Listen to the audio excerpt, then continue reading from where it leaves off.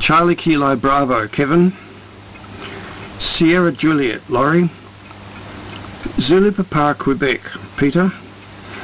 Alpha India Charlie, Bob. Delta Charlie Papa, Michael. And Hotel Kilo, Steve. Good morning. Well, I was missing for the last couple of days because we were down at Rosebud for a couple of days. Thanks for doing it for me yesterday, Steve. Glad to do it today. Thanks for dropping those books off. As discussed already, I'll go through those and we'll work out something. Nothing much to report from here except that it's nice and warm. Just thinking, Roy's got something to say. Oh, I mustn't forget to remind people using Paul's STRs to put your name or call sign in the top right hand side so that everything's kept square for him and for us, so that we know who's been listening. And thank you, Paul, for sending on regularly the list of people that have been listening. Over to you, Roy. Leave a pause for any others that might still be running into the shack, switching on their transmitter and warming it up. VK3ARY, VK3 X-ray uniform. That ought to be early enough, long enough, and I don't hear anybody. VK3XU, this is VK3ARY, and a very good morning to everybody on this quite warm morning, and it looks like it's going to be quite hot for the rest of the day, but make the most of it, because apparently we're going back to cold weather again sometime this evening, so you can't have too much of it. It's not good for you. And a very good morning to all our listeners out there in Radio Land, and our many listeners on Paul's SDR. Running the ART13 this morning, about 120 watts into the antenna, and everybody's got a reasonable report. And Michael, I agree with Drew, your modulation was way down.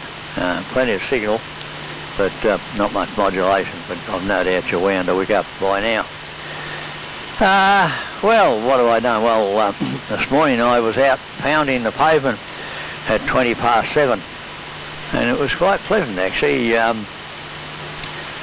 noticed in recent mornings that it's becoming more and more autumnal, which is a bit unusual for early February, but the weather is such that it does look as if we're going to have an early autumn. You get those crisp mornings and a little bit of mist around sometimes, and then it morphs into a nice warm day. And this morning wasn't much different. It was a bit warmer, but I think it was about 19 when I left, and it was about 21 when I got back, so it was heating up pretty quickly. But there weren't many people around. I can't understand why there weren't many around at that time of the day, except of course the dog people, and they're all early risers, and the main oval on the Marnie's Road Reserve was, as usual, covered in dogs, thousands of them. Now, yes, Drew mentioned something, and I imagine that most of you blokes who are members of the HRSA will have seen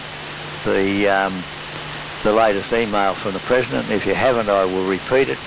The HRSA is having a radio market on Saturday afternoon at their new venue. That is that community hall just off Police Road, adjacent to the Springvale Memorial Gardens. And if you don't know where that is, it's where the Moorabbin Radio Club used to hold their Hamfest there and have for many years. So it's an easy place to get to. There's plenty of parking. It starts at 2 o'clock, and according to them, they've got 16 tables. So there should be something for everybody. Sounds like a good thing to me. There are a few conditions. You have to wear a mask, which is not surprising. You've got to show your membership card, and you've got to wear your membership card, which is not too difficult. I think they want to put some stuff on your hands when you go in and all this sort of bloody rubbish. But other than that, there's virtually no restrictions. And to be honest, I don't know why we've got all these damn restrictions. But we have, but that of course raises the question, and you'll be able to answer this, Uncle Bob, I know.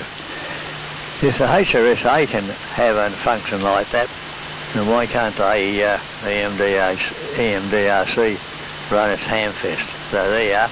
You better start thinking up some excuses. Other than that, I haven't got much more, so over to you, Kevin. VK3CKB. This is VK3ARY. Yeah, VK3ARY, VK3CKB. Yeah, good morning all. I think I've still got this little intermittent lurking in my rig. When I first tried to key up, when I was getting the rig organised, I had no output. So, hopefully it'll keep working. I think there's a gremlin lurking here somewhere.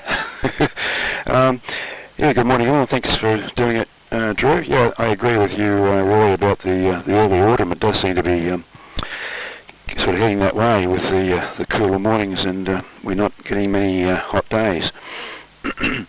Yeah, I didn't make it on yesterday. I usually try and get on Wednesdays. I don't know how you blokes have enough to talk about when you come on every day. But I was actually over at my daughter's place doing some maintenance jobs. Went there early. We had to pick him up from school, and because my daughter works as a nurse and she had a shift yesterday, so I went over there and did a bit of maintenance work, plastering up a hole in the wall near a toilet roll holder that needed a bit of attention, and there was a cabinet hinge that needed some work, and did some work on their it's a 4-stroke Briggs and Stratton lawnmower. It's got 2 little tiny springs on the top of the throttle control, which it's sort of very fiddly to adjust to get it working right. For a start, you've got to clean all the grass and rubbish out, which can foul them up, and also even when you take the air cleaner off and manually adjust the little butterfly thing, you can't actually get it to a point where the engine will stop. So in normal operation, the only way you can stop the mower is to get a screwdriver and flick the spark plug lead off, which is not really convenient, but it's the only way you can get the mower to stop. Even though the throttle does seem to work, normally you just can't turn the revs down low enough to cause the mower to stop. So I'm not quite sure what the problem is there. Maybe the carburetor needs pulling apart and cleaning out, or something to that effect. Another little electronic job I had this week was to repair the keyless entry, the car remote thing for my car. Like, the car is 15 years old, so it just stopped working, and I managed to prise it apart and put a new button battery in it. And also the actual momentary switch had fallen off the board. So I managed to solder that back on and put it all back together, and it's working fine now. And Saturday we've got somebody coming out to fit one of these power pal things to our smart meter. They did send me a text message around Christmas time, but I was too slow to respond, so I missed out on that time. But they're coming around our area again on Saturday, so there's an app you put on your phone, so when it's all installed, you're supposed to be able to monitor your power usage, and hopefully save money on your bill by monitoring what's happening. Yeah, so that's about it from here, I think. So put it over to you there, Laurie. VK3SJ, VK3CKB. Thank you, Kevin. VK3CKB, VK3SJ.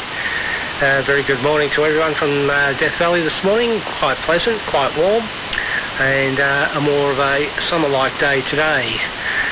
We've actually had, not last night, but the night before, it got down to 4 degrees. It was very, very cold, and I don't think in all the time we've been here we've ever been getting constant temperatures down there in the middle of summer. But anyway, it is happening at this time.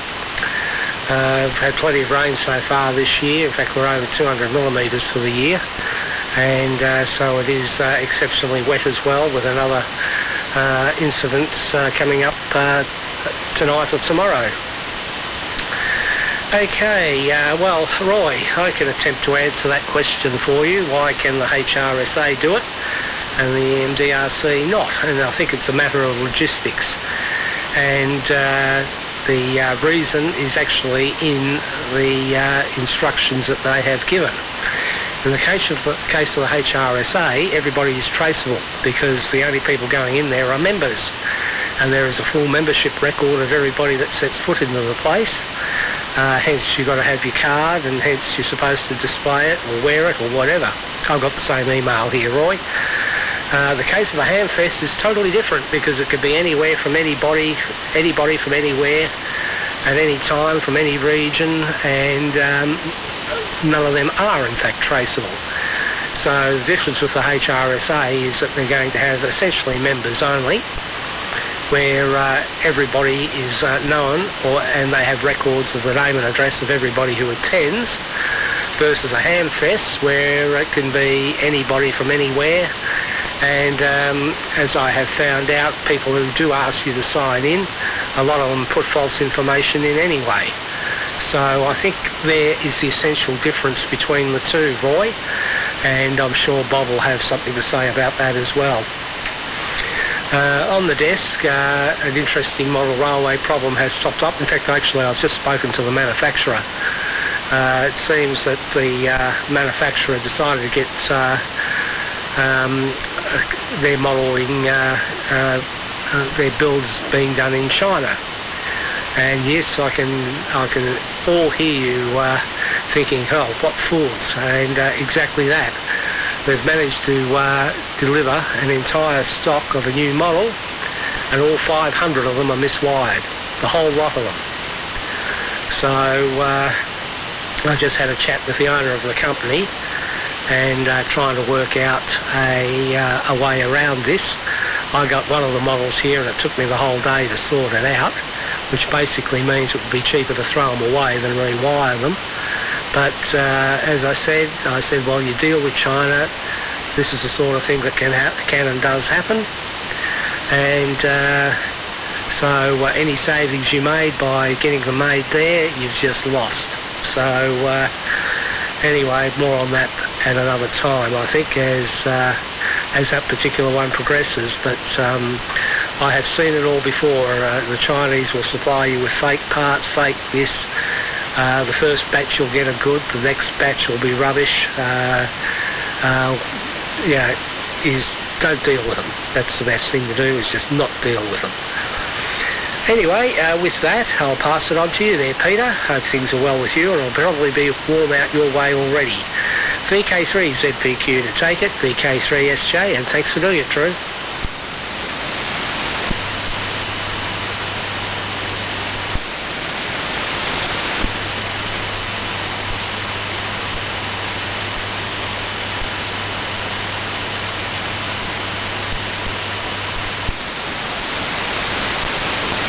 No mod, Peter.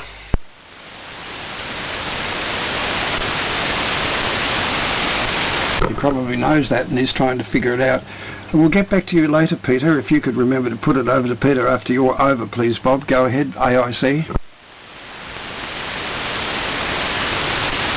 Yeah, okay, Drew. VK3SJ and the assembled throng, VK3AIC. Good morning, all. Thanks for doing it, Drew, before I forget. And I trust you had a couple of nice days down there. Waiting on the results of my funny scan on Tuesday. I'll get those this afternoon. I've been chasing it up this morning, so we'll know more then what's going on and what we're going to do. What else? Oh, not a great deal at this stage. Not up to anything much, but wonder if Peter sorted himself out. VK3ZPQ, you ready yet, Peter? VK3AIC, if not, Michael.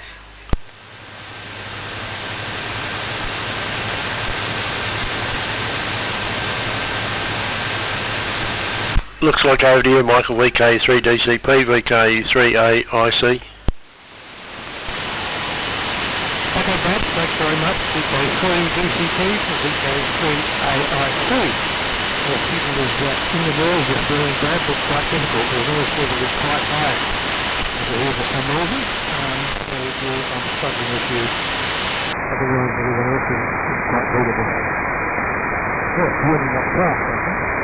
Thanks for returning to my modulated signal. I know the reason. I was using the solid state PRP transmitter as a last week, and I was driving at about 112 watts.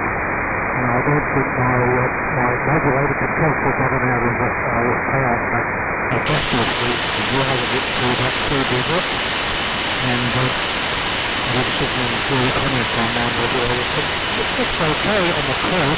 The trouble is at my age I cannot listen. I cannot produce a single cycle of a sound wave or steady frequency sound wave anymore. I need to tune things or something. What else to report? Yeah, the radio looks very interesting, George. I take it it's just all that market where you go around and make bids for equipment and having like a proven market. But unfortunately I can't make it. I've got a show for duty to do this afternoon. That's my disappointment. So I need to know how it goes. And really didn't know that the HP frequency counter that I've put on the brief is now suddenly stuck up to the writing over some extraordinary reason. So I can't explain that, but it seems to be working okay. I'm on a low 2495, 9523, so it's okay. Alright, some less good report or anything, a bit of gardening, we've got a review tonight, some of the time's getting back to normal. I quarterly gardening club that week again for the first time for some months, so I'm looking forward to that tonight. Okay, over to goes to Steve, I guess, VK3HK. I hope you're on high power for that Steve, because you were quite difficult before. VK3HK, VK3BP6.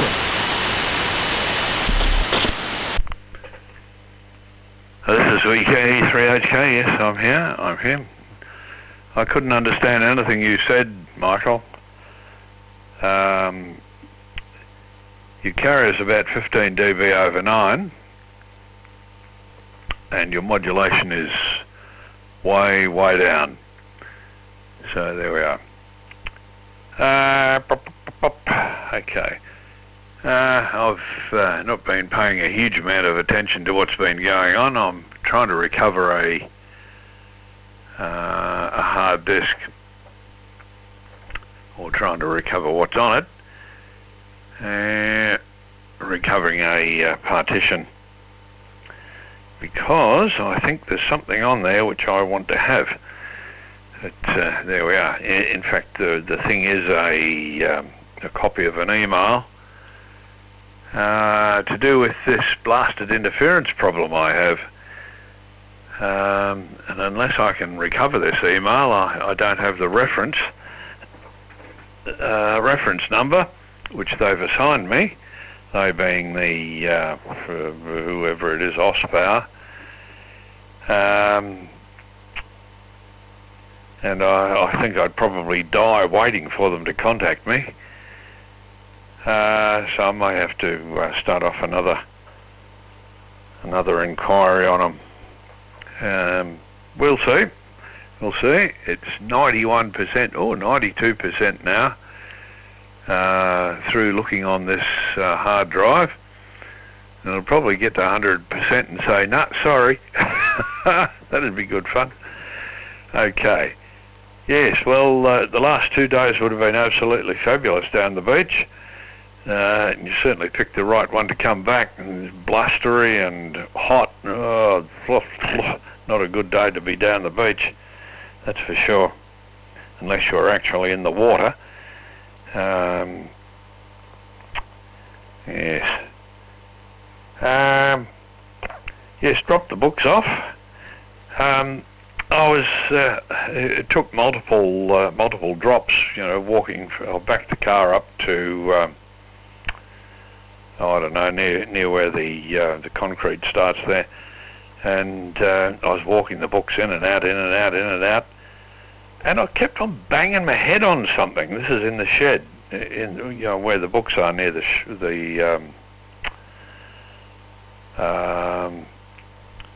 what's it? Not a shelf, but well, anyway, where I put the books, kept on banging my head. Not when I came in, but when I went out. And the last trip, I thought to myself, what the devil is this damn thing? I keep on whacking myself on. I hadn't noticed it when I came in, but then again I was looking more towards the bench. That's the word I'm trying to think of. Looking more towards the bench than anything else to put the books down. Anyway, finally I got one last whack on the head. And I looked up. Oh, first of all I had to turn around, then I looked up. Here's this blooming piece of coax cable with a connector on the end hanging off your roof. I thought, oh dear, dear. Yes. I know why no one, or why you don't worry about locking that shed, Drew, because if anyone walked in there, they'd be so perplexed and at a loss as to what the hell they might try. Couldn't work out what the hell to take. Oh dear, there's such a mess of stuff in there, boy. Oh dear. So I as you have a number of sheds there, Drew, I can only assume that you build a shed and then you use it for a number of years until it's completely and totally cluttered and full of stuff. Then you build yourself a new shed and start afresh. I presume that's the modus operandi there. Ah, boy. Now, after I dropped all the books off, I thought,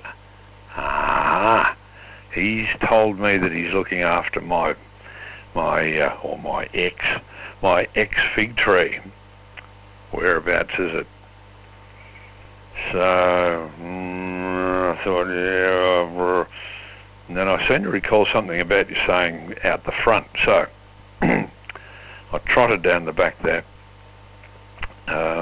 along the fence line, which is between the house and the paddock, and eventually there it was. Oh! And I looked down, but it wasn't. It was something else. I'm trying to think what else. Oh, there's a little oak tree. That's doing particularly well. And I thought, well, it's an oak tree. Where's the fig? There it was, not far away. So I wandered over to that, and I thought, yeah, it's about the same condition as the ones I've just put in. Then I noticed you had a bottle there, a feeder bottle, and a can of water. So as it was quite a warm day, I filled the bottle up, and I thought, yep, that'll hold it while he's away. So there you go. Top marks, Drew. Okay. I think I was the last one on, but Peter's having difficulties. So I'll pop it across to Peter, who has hopefully rectified his problem. So over to you, Peter. This is VK3HK. Very good. Thank you, Stephen. Now, I had all sorts of problems here. I had the antenna on bypass for 80 metres and then it mistuned and everything shut down. So there's your answers for my silence. I hope you can hear me now. I want to talk about lots of things. Will I start with the newspaper cuttings? Presumptuous President Joe Biden picks John Kerry as his climate star. Who would nominate a guy with 6 houses, 12 cars, 2 yachts, and a private jet to tell his fellow Americans to take public transport, don't eat meat, use electric cars, build subsidised windmills and cut back on your utility use? I thought that was pretty cute. That came from Jack Sunson in Tassie. And the other thing, and I can't understand why, our powers that manage this stupid country can't think like Diana Thurbon of Keysborough. She says the Woomera solution. Clearly the hotel quarantine system is leaky at the very best and at the worst the flood. If we persist in bringing in expats from countries that are overrun by new COVID variety. I'll just make sure I sound okay. Yes, I do. New COVID varieties, we do need a proper quarantine station. Well, I know you're all going to jump on me for saying, well, this because Jeff Kennett removed the last infectious diseases hospital. It was about 99 years old, but he did take it out, and I think they could do with it now. And this woman says, how about Woomera? It already has usable runway, so the travellers could just glide in. It has what the Navy calls a village. The Feds could supply the cash and the Navy the staff. An upgrade to fully effective quarantine station is doable and sensible and could be done quickly. No fencing required because nobody is going to walk from Woomera to Adelaide. I thought it was a pretty good idea.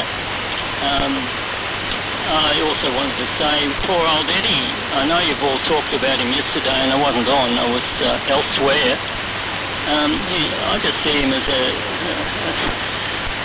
entertainer who put his foot in the activists' faces and they didn't like it. And the one that's the biggest bitch of all time is the one who got placed, I think by a lucky draw in the last state election. This woman Thorpe, she's a deadpan, stupid greenie who was not elected but placed in the Upper Victorian House by fortuitous circumstances, and now she's pulling this crap bullshit out about how we can't have the word mum. That's been banned, and she's also the pusher behind all the changes to the state writings by public servants, so all these stupid words like citizen instead of a man or a woman. I just wonder what is ever going to stop doing, or when is it all going to stop? It just seems ludicrous to me. We can't call our uncle an uncle. It's a citizen. It's just stupid. Note with some amusement the other day the ravings of VK2RK. I'll name him because he's got a website apparently on Facebook. I don't wish to get on Facebook. I don't want to have my name plastered in all over the internet in lights, so I don't have Facebook account. But apparently he's got a website. Amateurs for Real Amateurs in Victoria or some such saying, and he's very, very uppity about the WRA proposed changes to everything. I don't even follow what he's talking about. I know call signs are one, but and I'm sure you all know more about it than me. Another thing was on the news this morning that an immunologist, I can't pronounce that word, a skilled person in diseases in Victoria reported that the herd immunity will not be attained until 2027 in his opinion because of all the new virus variants that are coming out. Whether we are vaccinated or not, keeping up with the changes will be very difficult, he said, and he was speaking, didn't sound too stupid. That's it from me. Back to you, Drew, BK3XU, BK3ZPQ. Thank you, Peter. BK3ZPQ. I'll turn the fan off because it does disturb my signal, I've been told. BK3ZPQ, BK3 X-ray uniform. Let's have a look. Thank you, Roy, for the announcement of the swap meet at Springvale. Laurie, I thought your explanation was probably spot on. Members only. They could get around that with the EMDRC. There'd be enough members to make that a viable hamfest if it was members only. You could be checked off. They've got a membership list. They could be checked off. But of course it would cause so much disgruntlement that the club would then get a stinking name. So I don't know. It's a possible solution. I wonder if it's been raised at any of the committee meetings, Bob. I wonder if you can let us know. But that's a good one. Members only, but it's a bit exclusive. A lot of blokes aren't in radio clubs, but they like to go to the hamfest and they wouldn't like to be excluded. but it might be one way round the problem. It's a good one, Laurie. Thanks for that.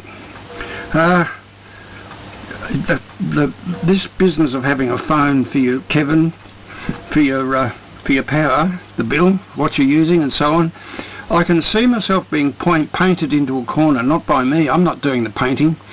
The mobile phone people are doing the painting. I'm going to eventually have to get a mobile phone. There's something else happened where you had to check in with your phone. That was when we were away. It might have been the pub. Did we go to the pub? I can't remember. Oh yes, the week before we went to the pub, and you could sign yourself in, but they just wanted your phone. Just wave your phone over something, and they knew who you are, where you are, what you are, where you've come from, where you're going, your birthday, everything. I don't like that. Anyway, fight it as you will. That letter in AR, Peter, you may not have seen it in AR. You probably think that it hasn't been widely circulated. It has, because it was published in Amateur Radio in the current issue. And they've given that man and his opinions a whole, I think, 2 pages showing how democratic that organisation does try to be. So that's interesting too. Yes, the shed, Steve. Sorry about all things hanging down. It is rather festooned with things that bonk you on the head and so on. But thanks for dropping the books off. I'll let you know what I find out with those. We'll sort that out. I'm glad you did an inspection of the garden and found your fig alive and healthy. Yes, that's going to be a good one. The problem now, Steve, is going to be, I'll put this to you, or you, Peter, you might know the solution to this. Right next to said fig, which is going very well, planted out in what we notionally call the orchard, 2 little self-sown fruit trees of some kind have popped up. Did you notice them, Steve? Now, what am I going to do with those? I could transfer those, I suppose. Whatever they are, I'll have them. But I don't know what they are. Back to you, Roy. Who came in late? Nobody came in late, so I don't have to repeat the list. Over to you, Roy. VK3ARY, VK3 X-ray uniform. Okay, thanks, Drew. VK3 X-ray uniform. This is VK3ARY. Thanks for doing it this morning, Drew. Usual excellent job. Now, this business about people attending functions such as HRSA auction or the Hamfest or anything other than that.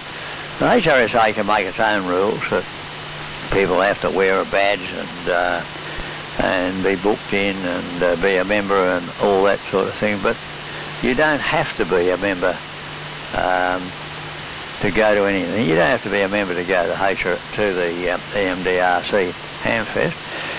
If EMDRC was to hold a Hamfest, they almost certainly would be required to record the name and phone number of everybody that went in. That is, they need a contact point, and that's the only rules that there are. For instance, if I go up to the library, I have to give them my name and my telephone number.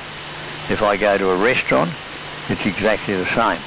You don't have to be a member and you don't have to wear a card.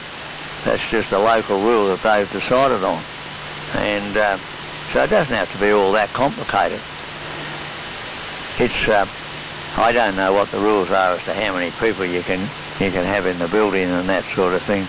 The HRSA radio markets don't have a lot of people go along there. You might have 40 or 50 on average, I'd say, as they wander in and out.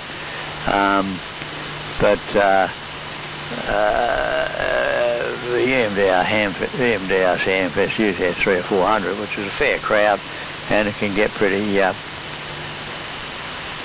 stacked in the building. But I don't see any great problem with that. And Michael, it's not a bloody bazaar. It's just a sale of bits and pieces. In other words, it's like a small MDRC Hamfest. You must have been to the radio markets before. That's just a term they use. But it's just a sale of bits and pieces, and old radios and that. And if you go along there, you'll find that 98% of it is rubbish, but just occasionally you can find a gem. So remember that. Other than that, I don't have anything much more to add, so have a good day, everybody, and I'll probably see you all again tomorrow. So over to you, Kevin. VK3CKB. This is VK3ARY. Cheers, everyone. Yeah, VK3ARY, VK3CKB. Yeah, speaking of the EMDRC Hamfest, if Bob, you could clarify on what's happening, if anything. I presume from the conversation that it's not on. It was going to be scheduled for March, like next month, but it sounds like nothing's happening there because of COVID. Yeah, last year I had a table booked to get rid of some of my bits and pieces, but it had to be cancelled, of course. So yeah, just be interested in case it does somehow get passed, so that it actually is going to be running this year. Oh yeah, the logging in bit. We've been to a couple of like pub brunches or restaurants where they have one of these QR code signs at the entrance, and with Linda's, my wife's phone, she just puts the camera on and points the camera on the phone to the sign, and it comes up and logs us in. She's got an iPhone with a Telstra plan which works better than my Android phone, but I've only got a cheap small data plan, so I don't bother. Yeah, I've got a couple of repair jobs. I can't seem to keep up with all the things that need fixing. One of my granddaughters that was here yesterday, we have a one of these old exercise bikes, and it has a odometer and speedo on it, and she said, oh, the speedo's not working anymore. And I suspect that one of the grandkids, they like jumping on it and pedalling away, but I think one of them decided to pedal backwards. I think maybe that's what stopped it, so I have to try and work out if it's recoverable. Also, I've got a Weller soldering iron that stopped working, so I need to take that apart and find the problem. Yeah, Peter, you mentioned about these greenies and all these stupid laws that they're trying to put through. The change in suppression bill got bulldozed through Parliament, State Parliament last week. All these LGB, XYZ minority people somehow have some sort of hold over the major parties, so that that got voted through. I know Martin Isles from the Australian Christian Lobby, he put a video on Facebook saying that just encouraging people just to ignore it and carry on as if the law didn't exist. And I noticed there's a Presbyterian church moderator is saying that they're not going to take any notice of the law either. So, and I did speak to a relative in the police force who said that they wouldn't be enforcing such a stupid law anyway. So, hopefully that'll be the case if you get to a point where you want to counsel your kids or grandkids to live a moral, decent life. You can be thrown in jail if you take the law literally on what it can do, the powers that it has over individuals. Anyway, that's enough from me. Thanks for running the session, Drew. And who's next? Laurie, VK3SJ, VK3CKB. Yes, thanks, Kevin. VK3CKB, VK3SJ. Yes, I thought that thing was going to get bulldozed through, and it's just another right that's been taken away from us. This mongrel in Spring Street, this is just the start. No, actually, he's been going for a while. You're not going to be able to bloody fart without spending 10 years in jail, the way this mongrel's going. But that's the way commos work. They take away your rights a little bit at a time.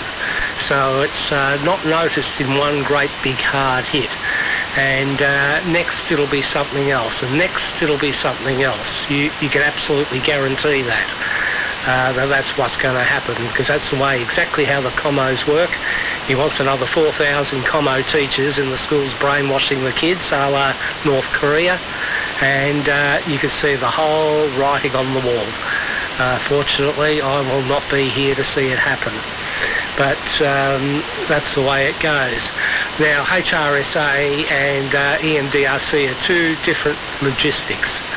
The HRSA are going to have people selling who are members, and they're also going to have people, as you say, Roy, yeah, they have made the rules there, but we're talking something where there might be about 50 people attending, which I think is about the limit at the moment too, versus something where hundreds are going to attend. The other problem, I think, with doing it for members only, Drew, is the fact that most of your traders are not members of the EMDRC. So if they're not members, why would they come to trade or won't be permitted in? And if it's members only, why, in fact, would they even bother? Because you're going to suddenly cut down the amount of people attending. And the reason the traders go there is to trade. And if they're not going to trade, well, what's the point of being there? So I can see the logistics that the EMDRC would have with this, and not to mention, yes, the possibility of creating bad blood as well. So probably if I was running the EMDRC, I would and they'd probably be limited to 50 anyway, because that is the current rules. So Bob, I think it would be a nightmare for them to try and put the handfest on at the appointed time. Now, the other thing I'm going to comment on is this business with mobile phones. Well, I point blank refuse to use a mobile phone to check in or log in or anything like that. If I'm asked to do so, I haven't got one. And what do they do from there? My mobile phone is for my use, not for every other bastard that wants to either send me advertising or try to track me or try to see what I'm spending and where. No, my mobile phone is only here because I'm on the NBN and I need a reliable means of communication which the NBN does not provide. And that is the only reason I've got a mobile phone. That is for my convenience, not everybody else's. So I noticed something about electronic banking or ETNs being operated by a mobile phone.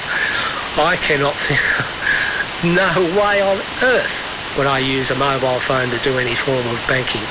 No way on earth would I use a mobile phone to pay bills or in the way of this communication between the mobile phone and the system. I don't have a mobile phone because I want one. I have a mobile phone because I have to have one due to the communication unreliability of the NBN. Peter, I agree with you on the fact that there are people in Parliament that aren't elected. People making decisions and they're not even elected, and unfortunately the Victorian Senate rules do allow that in order to get rid of the event. And I know how that woman managed to get in because the Greens themselves don't hold any sort of significant power in their own right. And I think that woman, what she did was she joined the Labor Party, then got appointed, and then went back to the Greens again.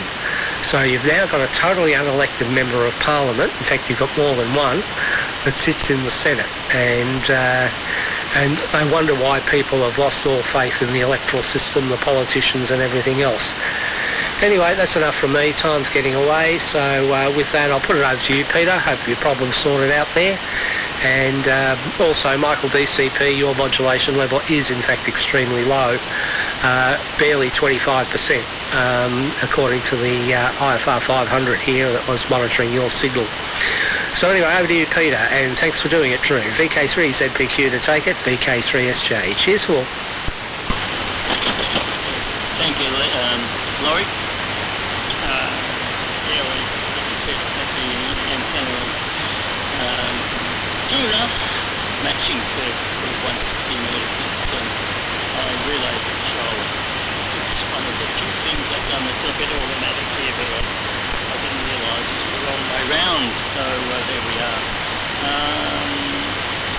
A couple of other things. We're eating lots and lots of Alberta peaches. They're absolutely nectar of the gods. Beautiful things. First time the trees produced since planting it about 5 years ago. It had lots of problems initially. Pests attacking backing it, and the one we got off the curly leaf was a little different this year. We painted them on white painted the bluestone lime mixture all over the leaves and the stump, because there's a bit of rot in the stump. Well, late charcoal, it's not only cured the rot, it stops it in its tracks, and the bark is now growing over the faulty area, and the tree's looking 100%. And we've got 220 benches from it this year, and they're the size of the centre of your hand. They're absolutely magnificent Albertas. Cooking and eating, they don't get to the pot, we've been chomping them. Beautiful thing. And Satsuma plums are coming on, that's next in the cooking eating plums. Also very perfuming and beautiful taste. You just don't get a plum or peach in the supermarket, don't taste the same. Certainly straight off the tree. Albertas I don't think are sold commercially because they're probably a bit delicate in transport, so they have to pick, and so green they've got no flavour at all. Ripen on the tree you really find flavour. QR codes, yeah, we went to the, I think it's QR, could be RQ. Anyhow, a patchwork quilt of peculiar looking blocks in a square, and you've got to focus your mobile phone on it if it's late enough series to recognise who you are, what you are, and how many ads you'd like to have thrown at you. Unfortunately mine is so old it doesn't have that, and I would do what Laurie did anyhow. I would say I don't have a phone. And the elderly person in front of us didn't, and she was, must have been booked in, took her about 5 minutes to get through, but we'd already booked the damn thing, so I don't know why they need to know who you were. They knew who we were. So we got in, and it was not a bad meal. They don't have, at the Lower Plenty Hotel, they don't have any roast or pies, both of which I like. But they did have a very nice steak sandwich, which was massive, and nice sizzled snake whelk, nicely cooked inside, and I had a side of vegetables with it, and I ate a lot. And my daughter had an enjoyable birthday night, so all was well in the garden, and we're still eating the cake, homemade of course. Yesterday I met a very interesting fellow. He wasn't a technical person, but he was on a Triumph motorcycle, and of course everyone likes Triumphs, and me included, but long time ago when I had my 3-cylinder Trident, but nevertheless it brought back lovely memories, and we had a really deep discourse for about 20 minutes about bikes, and what intrigued me was they've got look-alike carburettors on them. On this particular trophy, it's the Triumph Trophy, or used to be called a 650, but it's now a 1200cc bike. Really big unit, but straight up and down, proper British engine parallel twin, not these stupid V twins that make an awful lot of noise, but not much go. This thing would shift. He was 70 years of age, and it was really nice to talk to him about bikes and aches and pains and hip joints and all the rest, but we had a really good powwow. So I guess that's what motorcycling with me was, what it was about. I heard everything Michael was saying. It was just a little distorted, that's all, but it was still readable. And I thought it had plenty of modulation on you. My cousin, who's quite a technical person, strangely enough, spent his whole life teaching electronics. He had a degree from Melbourne Uni in electrical engineering, taught electronics at RMIT. He will not pay bills with his mobile phone. In fact, he doesn't have one.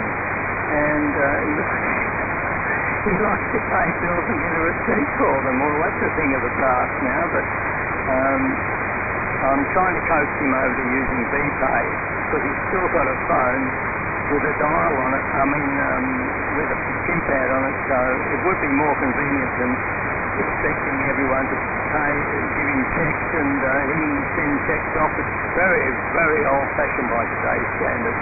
But he's that way inclined, and he's no fool. Absolutely no fool. He's still playing with electronics. He's got his Big Tech Pro out at the moment doing the 350 meg Pro, and he's playing around with Arduinos. I can't even pronounce the name.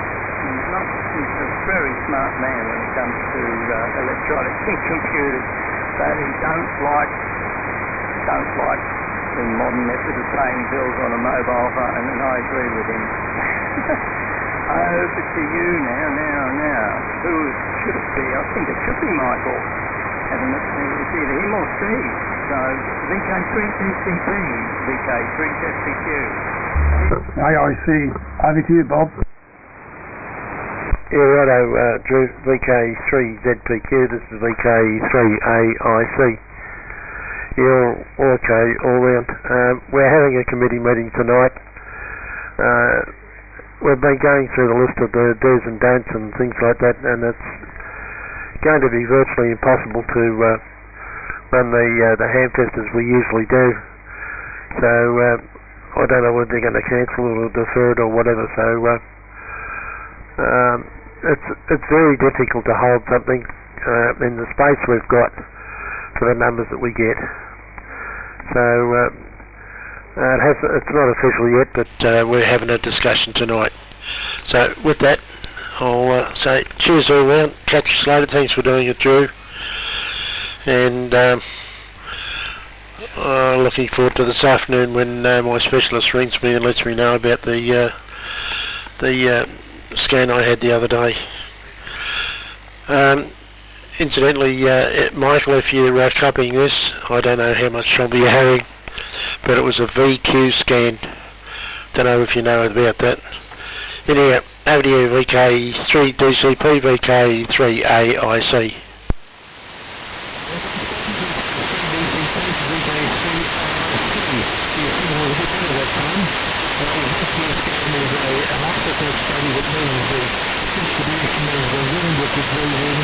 And the blood was going through your lungs and see how they match together, which of course they should. Picked up by local injector either ventilation.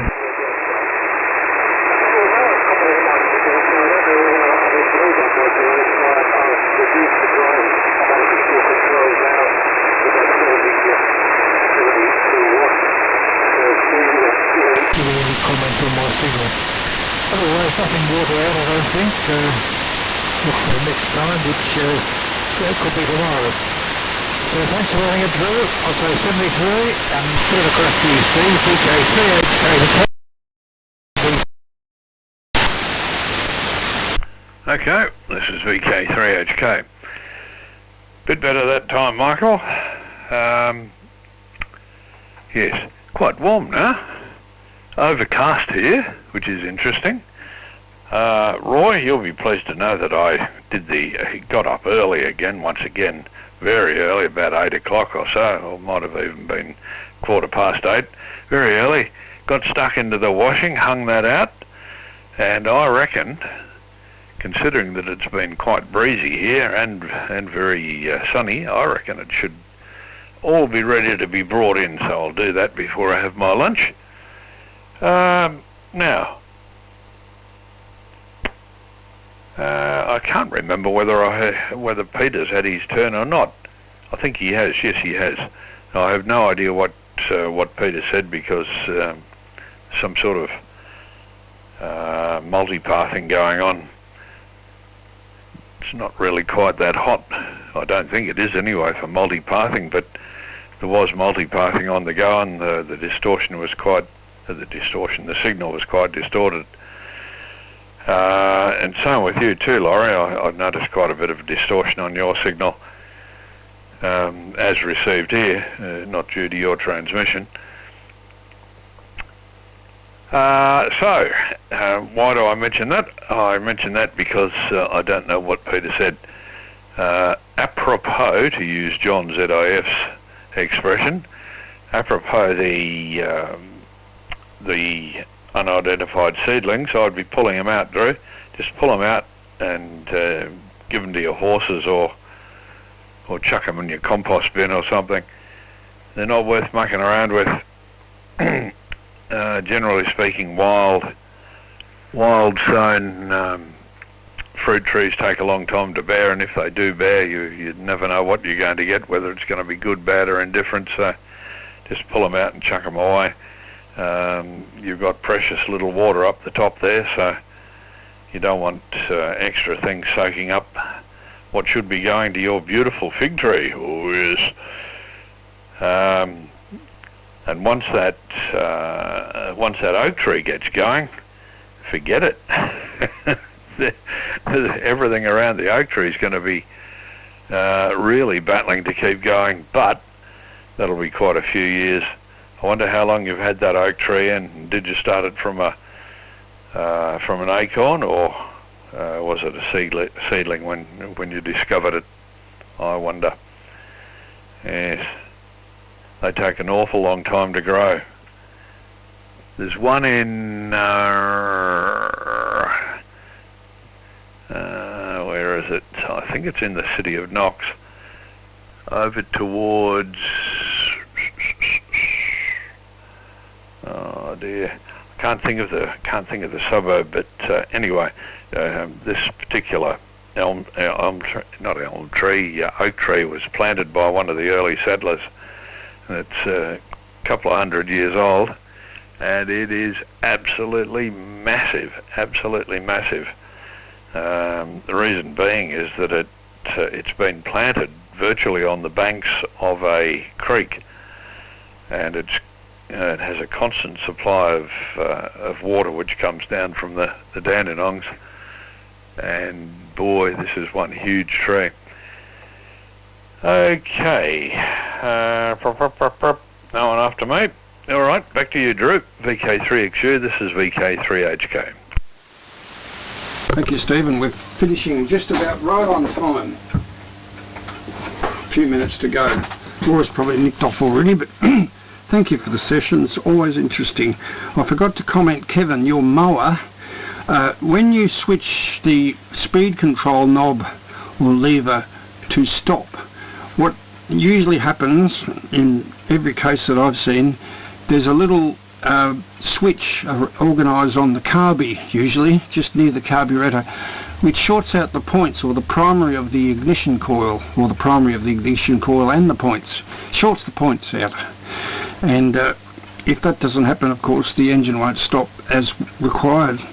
So it's just an ohm-meter problem. An ohm-meter, if you've got a meter that does low ohms, just measure that. Find that little point on the carby. There'll be a contact there that you can see where it's meant to be bridged by a little contact that comes down when you reach the stop position on the speed control. And if that's not shorted out, you won't stop the engine. You'll see about an ohm there, which is the primary of the induction coil, the magneto, and it should go to 0 ohms when you go to stop. Or you might see 0 ohms if the points happen to be closed when you try to measure it, but when the point's open, it's a good clue. It's a good troubleshooting aid, that point there, right there. The fruit trees, yes, thank you, Steve, I will pull them out. But why is it, though, that self-seeded, surviving, tough little fruit trees that come up on their own do not turn out to be so good? Surely in nature they should be the little toughies, but there you go. That oak tree, yes, I know it's going to overshadow the... Elizabeth grew that from an acorn. She found an acorn somewhere, stole it, put it in her pocket, and grew that one. I agree with you, Peter. I like a roast or some sort of a shepherd's pie in a pub. I don't take much interest in gourmet fancy food stuff. I've been known, some pubs still have, you'll like the sound of this, Peter, you might anyway. Some pubs around Melbourne, certainly the Rosebud pub, has bangers and mash. And I usually get the bangers and mash, it's good value. It's still very popular in the UK, of course, but a lot of the pubs here seem to have got out of all that. Remember the mixed grill? How many mixed grills have we had? They were always good value. Mixed grill. Thank you for the session this morning. Always interesting. Oh, the miswired models, Laurie here. Points taken. I think too many people have bailed out and sent their manufacturing over to China. The other lesson from that is that during this last year or so, when relations with China have soured so much that some things have got into short supply, we should never have done that. We should get back to making our own stuff right here and employing our own people right here and our own skills right here. You and I agree on several things, and that's one of them. I don't agree on everything you say, Laurie, but on several things I do, and that's one of them. What's the other one, Laurie? Oh, there's no privatised, publicly owned business that has been... There's been no government or publicly owned business that's been privatised and has been made cheaper or better. There are none. I'm still waiting for somebody to tell me about one. Cheerio, enjoy your day, fellows. See you pretty soon. Tomorrow, I hope. The VK3 X-ray uniform. Just a quick one, Drew, about seedling fruit trees. Can I get in there? Of course, we're finished now. You can have all the time you want. That's okay. Look, Anne's grown 2 other seedling nectarine trees from our prime nectarine, which is getting a bit long in the tooth, and it's got a bit of dieback here and there, but I've given it a good pruning, and that usually revives things. And the 2 little trees were absolutely loaded with nectarines this year. They're only no more than 18 months, maybe 2 years outside years old.